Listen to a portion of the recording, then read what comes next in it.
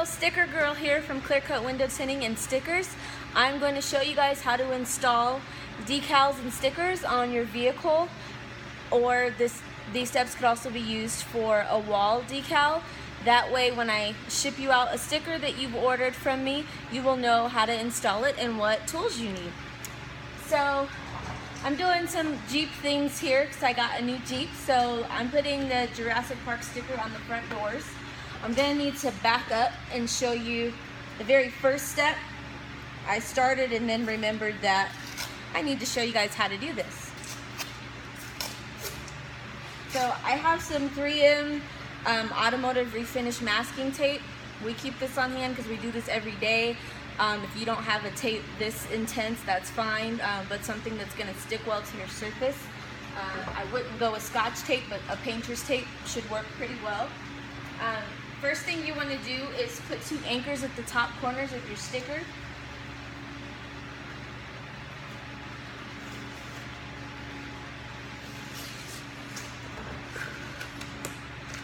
So when you start, you'll look like this. The purpose of these anchors is to find your center point and make sure that you are level, that your sticker's straight. And so the next thing you're going to need is a measuring tape.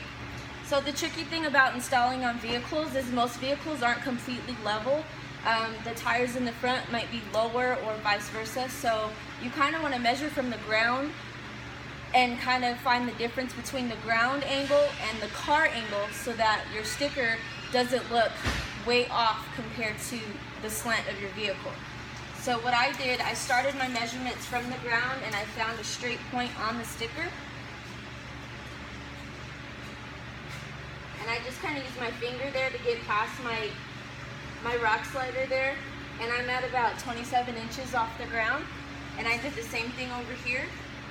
And when it's perfect at 27 at both points, the sticker actually looks a little bit slanted because the vehicle isn't completely level. So from there, I found what was perfect according to level to the ground, and then I just kind of eyeballed it to get it right. If you're installing on a wall in your house, then it's going to be more specific to whatever you pick as your anchoring spot to make it straight. But on a vehicle where it's not straight, you get the idea. So then you need another piece of tape. There's a lot of ways you can do this. You could either anchor here in the center. You could anchor across this way. And some people will anchor all the way at the top. Anchoring at the top or on the side and not in the middle is a more advanced way to do your install, because then you have more of the sticker that you have to control as you're squeegeeing it down.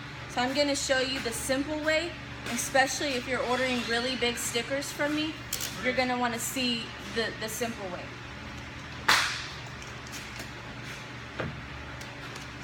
So I'm just going to choose to go this way and kind of line up with the top of the rectangle there in the design. If I had the option to go in between 2 major points of the design, I would, like right there, but my tape is too thick. And you'll see the reason why I said that once we get to the removing of the backing paper. So I make sure, so now this is the center anchor, and now that that is there, you remove the anchors you had there to get your sticker straight.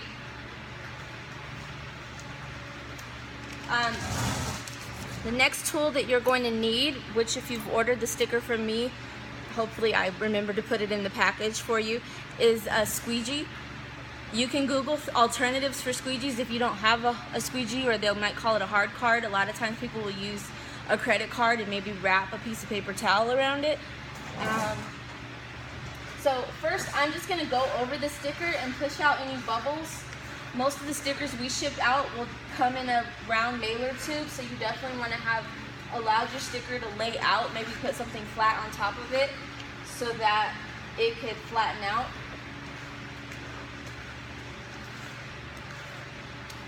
This tool, if you're not a professional sticker installer, you won't necessarily have it if I can find it. Oh, it's over here already. You can order these at www.supply55.com. I know that's probably going to be backwards in your mirror. I mean, in your video. But it's a blade and a guide to tear off your backing paper. If you don't have this, a pair of scissors works totally fine. Also, if you're not a professional and you're not really comfortable, I wouldn't recommend using like a regular blade doing this, because you could cut into your paint if you're not really careful and you don't understand what you're doing. So I'm going to start with the top half, and I'm going to peel away. Put everything else down so you're not juggling, but have it nearby. I just put mine on my rocker panel there, on my rock crawler, rock slider, whatever. So now you're going to hold your backing paper flat up against the surface and pull very slowly the paper that has the sticker actually attached to it. And the reason you're pulling slowly is because even though we just squeegeed it, you could still come across the issue where a part of the design wants to stick back here, and if you don't pay attention and you continue to pull, you're going to rip the sticker. I do that all the time. I'm able to recover from it and just push it back down even after there's a little tear, but if you have a big tear, then you're in trouble.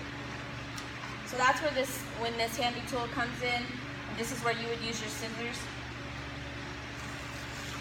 Don't worry about getting so close down there that you're struggling, because you really want this to be a clean cut, because if the paper's fraying a lot, like mine just did, I probably need a new blade. That fray will stick to the back of your sticker, and that'll be areas where your sticker won't be smooth. And of course, before any of this, you want to prep your area. Soap and water, maybe some rubbing alcohol, to make sure that there's no residue or dirt on your surface. So now I'm holding here, and I'm going to overlap my squeegees. I'm going to start in the middle and push really firmly and go across the entire sticker, back and forth. The most important step here to not have any bubbles in your install is that you're overlapping. I overlap each of my squeegees by a whole half a squeegee. That way I'm guaranteed not to have missed any spots, and that way it'll be a really clean install with no bubbles. Right here, I have a little bubble. I don't know if you can see that. It's because I wasn't pushing firmly enough, so I'm just going to go back over it before I even remove the transfer tape. Once you've removed the transfer tape and you try to push down on things, you can damage the sticker. That would be another good time to use a paper towel wrapped around your tool. Now you remove your middle anchor.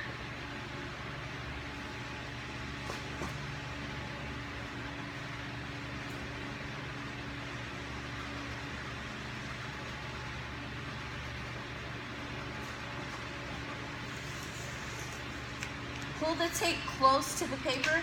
Here, it's actually separating my paper into layers, so I'm going to stop and try from the other side, because that would be really bad for my install. So start off real slow. You see I'm pulling at an angle, like a 90-degree angle, and I'm pulling really close to the sticker. I'm not pulling out like this. I'm pulling down, using both hands to kind of guide it, so that I'm not creating air pockets underneath.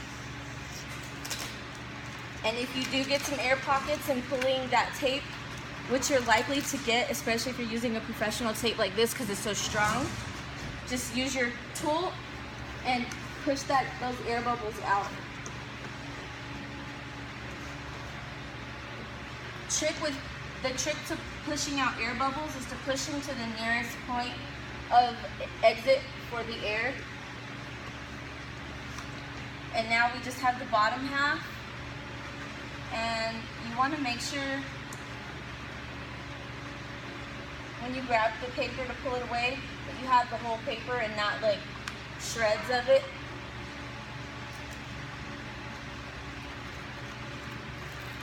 Pull slowly so you can watch. If you pull away and you see stickers still touching the backing paper, all you've got to do is just push the backing paper back down and push with your squeegee from the back side at this point because we're upside down. If it was up here, you might want to push the whole thing down and give it a squeegee.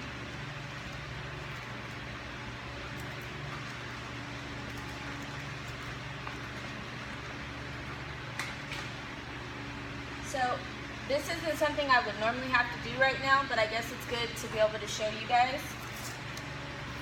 I'm gonna anchor, if I can, this is when I need 2 hands.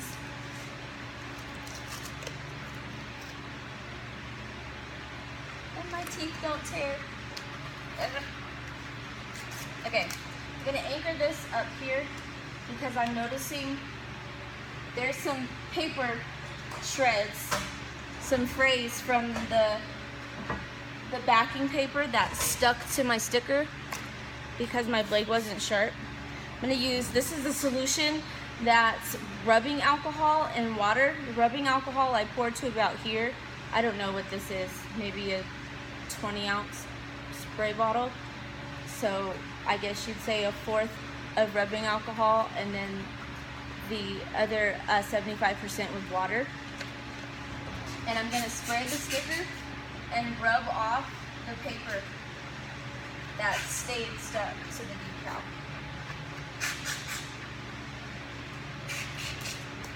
In the sticker business, we call this a stick solution. If this was soap and water, it'd be called a slip solution. And with really difficult stickers, we'll use these for our install so that you have more grace while you're laying your sticker and you can kind of move things around if you do have a mistake and then get things lined up perfectly. So because the paper's off of this, I'm safe to get this wet, so I don't need to dry the alcohol that's dripped down. It'll just allow it to stick and dry better. Now I'm holding this out. I'm gonna give it like some slack here in the center as I continue with my overlaps. This time I'm not only pushing out air, but I'm pushing out air and the alcohol water that I just sprayed. So I really got to make sure I overlap and then I'm really firm with my squeegees. And now I'm just going to squeegee down.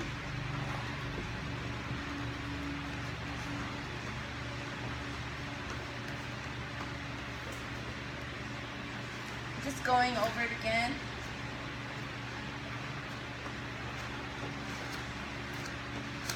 Now, the way that you pull off the transfer tape is also important because if you pull away at the wrong angle, you can still create air bubbles.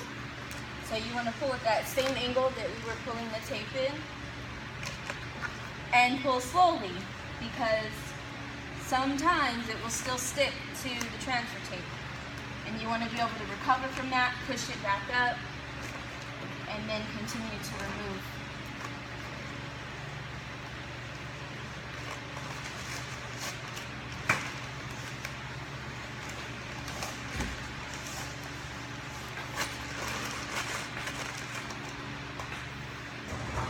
So on a sticker where there's really small details, it's much easier to install with the vinyl that needs to be weeded out still there and then weeded out on the surface of the install.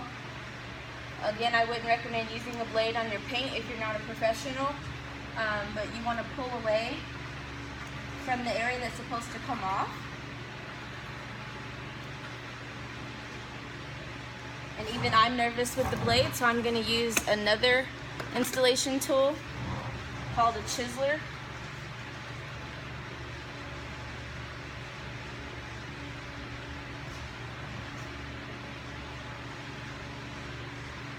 And because it's firmly installed, the part you don't want will come up, and the part you do want to stay down should stay down. But I'd still recommend moving slowly so that you can recover and push something back down if you need to.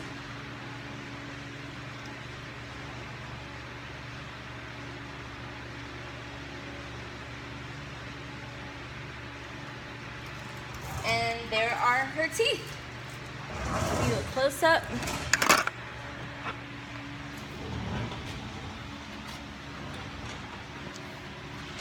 And you can see it's pretty clean with no bubbles. Really smooth.